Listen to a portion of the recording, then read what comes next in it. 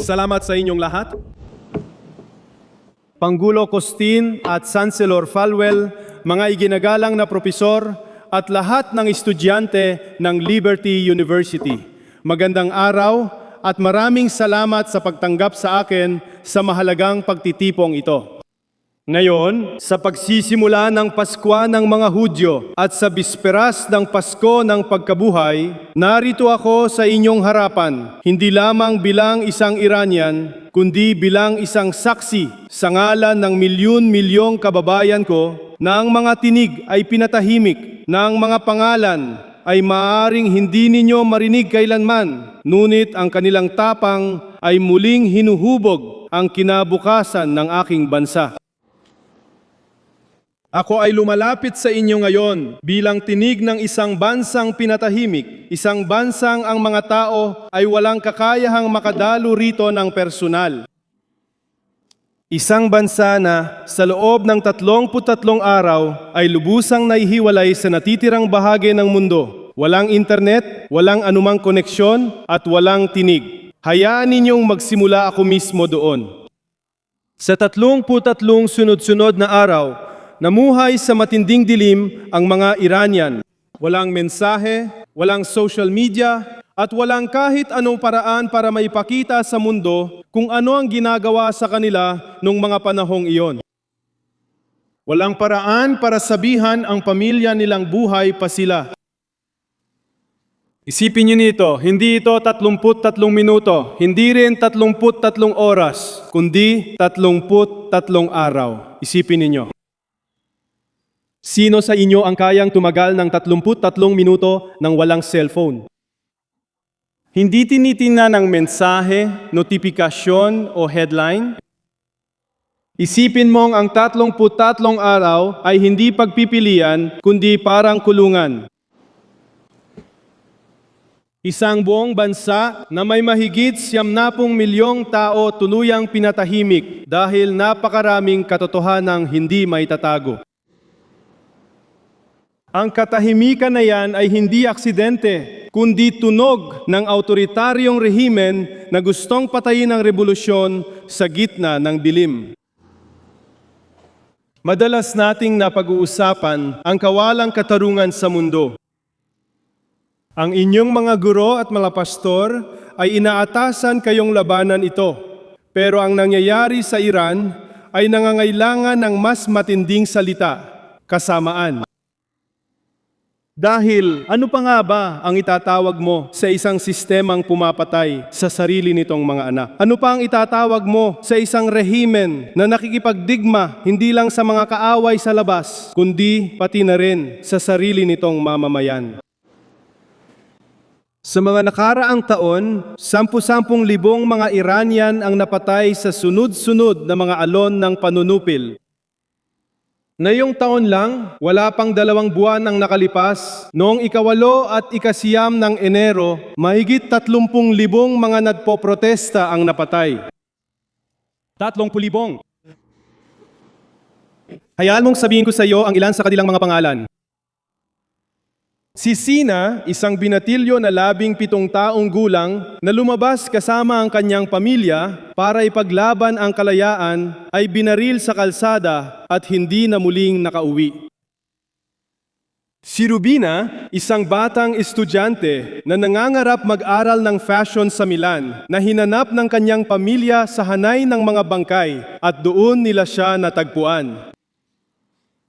Si Borna na nagsabing, kung hindi ako pupunta, walang magbabago. Pinili niyang pumunta at sa huli ay napatay siya dahil doon. Si Kimia, 17 taong gulang, binaril sa dibdib ng mismong mga puwersang dapat sanay nagpoprotekta sa kanya. 2 magpapatid, sina Hazul at Reza, na nagprotesta ng magkasama at magkasamang nabaril at napatay sa kalsada. At si Bahar, 3 taong gulang namatay. Hindi sa digmaan, hindi sa larangan ng labanan, kundi dahil sa tear gas sa sarili nilang bansa. Hindi ito mga numero, kundi mga buhay. Pero hindi doon natapos ang kasamaan. Kabataan at mga babaeng binugbog at napatay sa kalsada.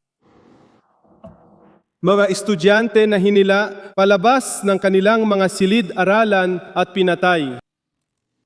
Mga doktor na inatake sa ospital habang inaalagaan ang mga sugatan. Mga babae at lalaking sexual na inabuso sa mga detention center. Mga nurse at tagapagligtas na ginahasa habang tumutulong sa mga biktima ng pamamaril. Mga kabataang pinahirapan para umamin sa krimeng di nila ginawa. Pamilyang pinilit magbayad para sa mga balang pumatay sa kanilang anak. Hindi ito politika, hindi ito pamamahala, at hindi rin ito simpleng panunupil. Ito ay kumakatawan sa kasamaan, mahusay na organisado, malalim ang suporta, at lubos na walang pagsisisi. Ngunit laban sa isang makapangyarihang puwersa ng kasamaan, may lumilitaw na kakaiba at dalisay. Isang bagong henerasyon ng mga kabataan at estudyante, ang inyong mga kapwa mag-aaral. Sa buong Iran, ang mga universidad ay naging mga larangan ng labanan para sa kalayaan. Ang mga estudyante ay sumisigaw, pabagsakin ang mga kleriko, sila'y umaawit, kamatayan sa diktador, sila'y umaawit. Ito ang taon ng dugo, ito ang wakas ng paniniil. At isinisigaw nila ang mga salitang ito kahit alam nilang baka hindi sila makaligtas hanggang matapos ang araw. Ang mga dormitoryo ay nilusob sa gabi, ang mga silid-aralan ay naging mga bitag, ang mga campus ng universidad ay sinakop ng mga puwersa ng seguridad. Mga estudyante ay binugbog, inaresto, nawala, pinatay. At gayon pa man, sila ay bumabalik muli at muli at muli. Dahil alam nila ang isang bagay na di kayang burahin ng kahit sinong tirano. Mahalaga ang kalayaan sa lahat, kaya't sulit itong ipaglaban kahit buhay ang kapalit. Kayo ay mga estudyante ng Liberty University. Kayo ay namumuhay ng malaya. Malaya kayong sumasamba, malaya kayong nagsasalita, malaya kayong nagpoprotesta. At ito ay isang biyaya. Hayaan ninyong ikuwento ko kung ano ang hitsura ng isang protesta ng estudyante sa Iran. Walang mga ligtas na lugar, walang mga administrador na pwedeng kausapin, walang pangalawang pagkakataon, may mga batuta, may mga bala, may mga prison ban na naghihintay sa labas mismo ng inyong silid-aralan. Sa US, nakikipagdebat tungkol sa mga ideya ang mga estudyante. Sa Iran, nagbubuwis sila ng dugo para dito. Sa US, nagtataas kayo ng boses. Sa Iran, ipinapanganib nila ang buhay para lang makabulong at pagkatapos ng buong tapang sumigaw. At gayon pa man, malinaw ang kanilang mensahe. Hindi nila gusto ng reforma, hindi nila gusto ng kompromiso, ang gusto nila ay kalayaan. Ang mga kabataan sa Iran ay hindi naiiba sa iyo. Tumatawa sila tulad mo, nangangarap sila tulad mo. Umiibig sila, nagpaplano ng kanilang kinabukasan, may pag-asa sila. Pero ang kanilang mga buhay ay kinuha ng isang bagay na hindi mo kailanman dapat maranasan. Isang rehimen na takot sa kanila dahil alam nitong pababagsakin nila ito. Habang nasa silid-aralan ka, sila naman ay nasa selda ng bilangguan. Habang nagpaplano ka para sa karera mo, sila'y nag-iisip kung paano mabubuhay pa ng isa pang araw. Habang ikaw ay nag-scroll ng feed sa iyong cellphone, sila ay namumuhay sa sapilitang katahimikan. 33 araw na walang internet, walang koneksyon, walang nakakarinig sa kanilang mga hinaing ang mundo. Kahit ganon, di sila tumitigil. Kaya tinatanong kita, ano ang gagawin mo sa iyong kalayaan habang ang iba na kasing edad mo ay namamatay para sa kalayaan nila. Para sa inyo na may pananampalataya, may isa pang katotohanan. Sa Iran na yon, ang Kristyanismo ay hindi nawawala. Ito ay tahimik at makapangyarihang lumalago. Doon mismo, sa ilalim ng lupa, sa mga bahay, sa mga bulong, sa mga pagtitipon, mga tagong pagtitipon, ang mga Iranian ay nakakasumpong ng pananampalataya sa napakalaking kapalit. Ang mga pastor ay inaaresto, ang mga Biblia ay kinukumpiska, ang mga mananampalataya ay hinahabol, ang mga nagbagong loob ay pinagbabantaan ng pagbitay, ang mga pamilya ay winawasak, ngunit sa kabila nito, sila ay patuloy na nagtitipon. Gayunpaman, patuloy silang nananalangin. Sa kabila nito, naniniwala pa rin sila. Dahil ang pananampalatayang nabubuhay sa kabila ng pag-uusig ay hindi matitinag. Dahil ang pananampalataya ay nabubuhay sa kabila ng pag-uusig at hindi matitinag. Dahil ang pananampalatayang nakakalampas sa pag-uusig ay hindi matitinag. Nag-aral ka ba ng mga kwento ng pag-uusig sa kasaysayan? Madalas harapin ng mga Kristiyano ito sa Iran, nangyayari ito araw-araw.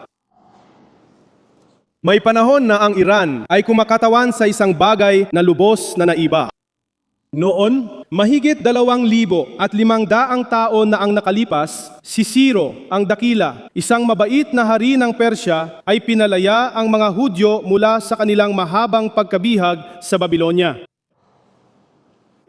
Mabait siya sa mga tao. Iginagalang niya ang kanilang mga karapatan. Iginagalang niya ang kanilang pananampalataya. At inaalala siya sa mga kasulatan, hindi bilang isang tirano, kundi bilang isang tagapagpalaya. Iyan ang tunay na pamana ng Iran, isang bansang mapagparaya, isang bansa ng dignidad, isang bansang minsang matatag na tumindig para sa kalayaan.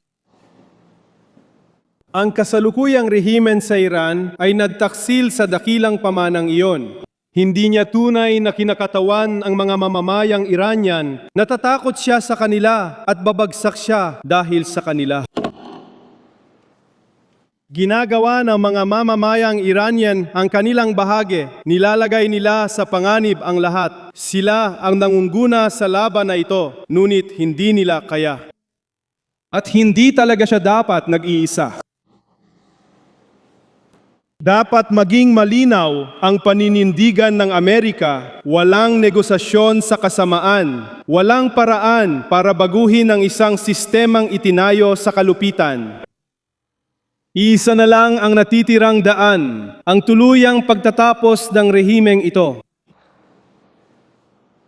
Sa lahat ng mamamayan at mga pinuno ng bansang ito, huwag kayong mag-atubili at huwag kailanman umatras. Huwag ninyong bigyan ng lehitimasyon ang mga pumapatay sa sarili nilang mamamayan. Manatili kayo sa landas. Tapusin ang gawain. Manatiling matatag sa tabi ng mamamayan ng Iran, hindi sa kanilang mga nang-aapi. Dahil kapag malinaw ang moral na paninindigan ng Amerika, nagbibigay ito ng lakas sa mga lumalaban sa dilim.